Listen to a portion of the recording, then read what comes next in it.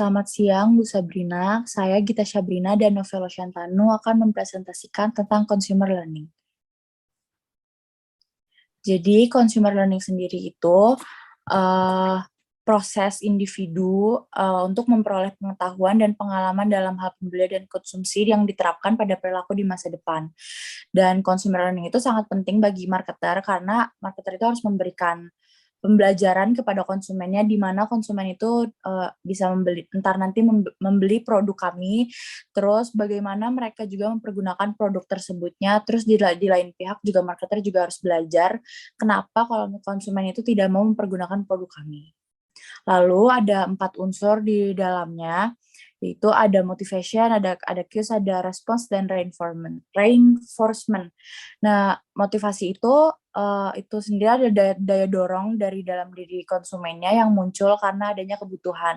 Lalu isyarat itu stimulus yang mengarahkan ke motivasi, dan respons itu adalah reaksi konsumen terhadap isyarat mereka.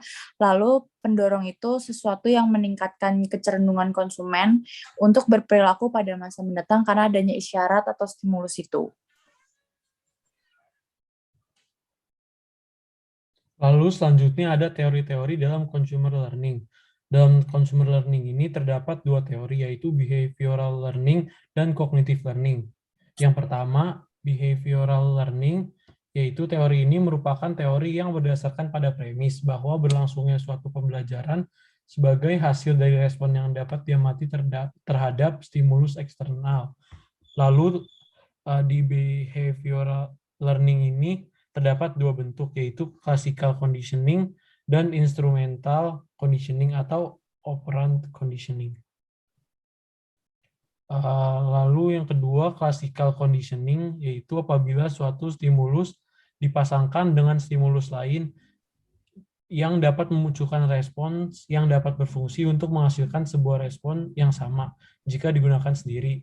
Lalu ada 3 konsep dasar dari classical conditioning ini. Yang pertama, repetition, yaitu meningkatkan hubungan stimulus terkondisi dengan stimulus tidak berkondisi. Contohnya advertising wear out, cosmetic variation, dan substantive variation. Lalu yang kedua, stimulus generalization, yaitu membuat respon yang sama dengan stimulus yang sedikit berbeda. Prinsip dari stimulus generalization ini adalah product line, form, dan kategori extension. Contohnya itu family branding dan licensing. Lalu yang terakhir, stimulus discrimination dapat diartikan sebagai suatu kemampuan untuk dapat memilih stimulus tertentu dari stimulus serupa karena adanya perbedaan yang dirasakan.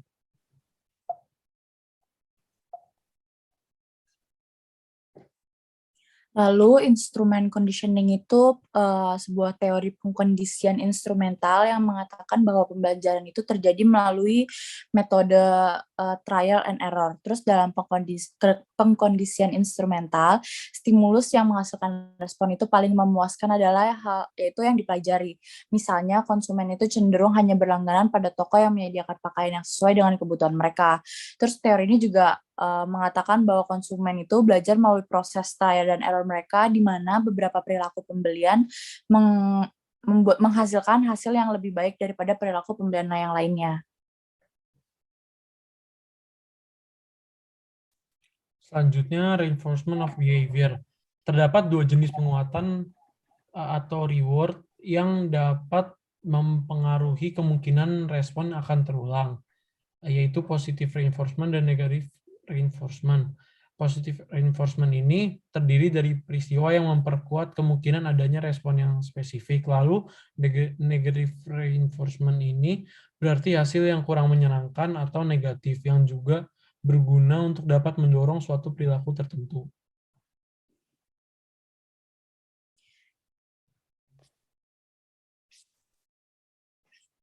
Untuk information processing and cognitive learning itu konsumen memproses informasi produk berdasarkan atribut, merek, terus juga perbandingan antara merek satu dan lainnya atau kombinasi dari faktor-faktor lain. Nah, atribut yang termasuk dalam pesan merek dan jumlah alternatif yang tersedia itu mempengaruhi intensitas atau derajat dari pemrosesan informasinya. Lalu di dalam information process itu ada sensory store, di mana semua data itu datang kepada kita melalui indera yang kita punya. Jadi setiap indera itu menerima sepotong informasi seperti bau, warna, atau bentuk, dan lain-lainnya.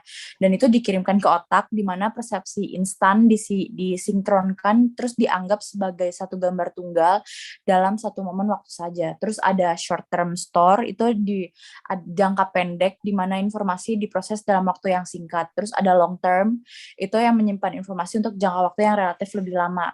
Terus ada rehearsal, itu jumlah informasi yang tersedia untuk pengiriman dari penyimpanan jangka pendek ke jangka panjang itu bergantung pada jumlah latihan yang diterimanya. Terus ada encoding, itu proses di mana kita memilih kata atau gambar yang visual untuk mewakili objek yang kita rasain. Terus ada retention, itu informasi yang kita simpan dalam memori jangka panjang kita. Terus ada dua, ada episodically, itu urutan dari yang kita peroleh, sama semantically, itu sesuai konsep yang signifikannya. Terus ada chunking, itu proses di mana konsumen mengkodekan ulang apa yang mereka kode, itu untuk memasukkan sejumlah besar informasinya. Terus ada retrieval, itu proses kita untuk mengembalikan atau memulihkan informasi dari penyimpanan jangka panjang. Terus retrieval ini juga sering dipicu oleh isyarat situasional. Yang terakhir ada interference effect, itu semakin besar jumlah iklan dari kompetitif dalam kategori produk, semakin rendah penarikan kembali klaim merek secara spesifik.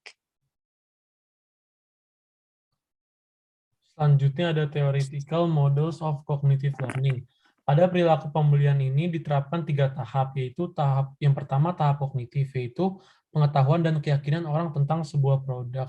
Lalu tahap efektif, yaitu orang yang melemparkan dan juga mengevaluasi produk sebagai menguntungkan atau tidak menguntungkan. Lalu yang terakhir ada tahap konatif, yaitu tingkat niat seseorang untuk mempertahankan suatu produk.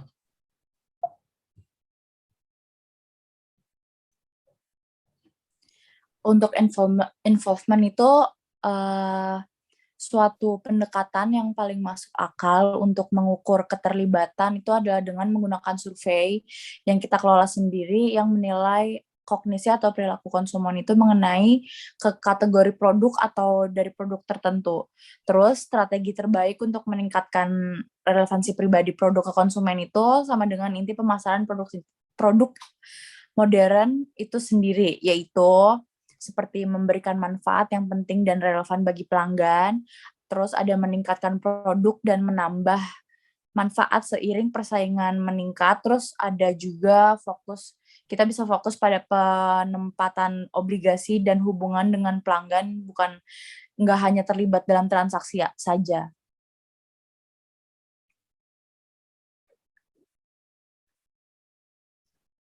Lalu selanjutnya ada hemispheric lateralization dan passive learning. Yang pertama, hemispheric lateralization ini contohnya split brain theory, di mana teori ini melibatkan otak kanan dan otak kiri. Seperti otak kanan merupakan otak yang dalam prosesnya itu lebih specialized. Contohnya kayak sumber imajinasi dan kesenangan bersifat emosional, metaforis, impulsif, dan intuisif. Dan otak kiri merupakan otak yang rasional, aktif, dan rasional. Contohnya seperti bertanggung jawab untuk membaca, berbicara, pemrosesan informasi, bersifat rasional, aktif, dan realistis. Lalu, outcomes dan measures of consumer learning ini berarti memeriksa berbagai ukuran pembelajaran konsumen, langkah-langkah pengenalan dan penarikan, dan dimensi sikap dan perilaku dari loyalitas suatu merek. Lalu selanjutnya measure of consumer learning. Recognition, yaitu konsumen diperlihatkan sebuah iklan dan nantinya akan ditanya apakah dia mengingatnya poin-poin yang disampaikan atau tidak. Lalu recall test, yaitu konsumen ditanya apakah dia telah membaca majalah atau menonton acara televisi, dan jika demikian apakah dia dapat mengingat iklan atau iklan apapun yang dilihat, merek, dan poin penting apapun tentang produk tersebut. Lalu ada brand loyalty dan equity. Yang pertama, brand loyalty ini bagaimana seorang konsumen beralih ke produk lain jika terjadi perubahan harga atau unsur lainnya. Lalu brand equity adalah nilai tambah yang diberikan produk atau jasa. Terima kasih atas perhatiannya. Mohon maaf jika ada kesalahan kata.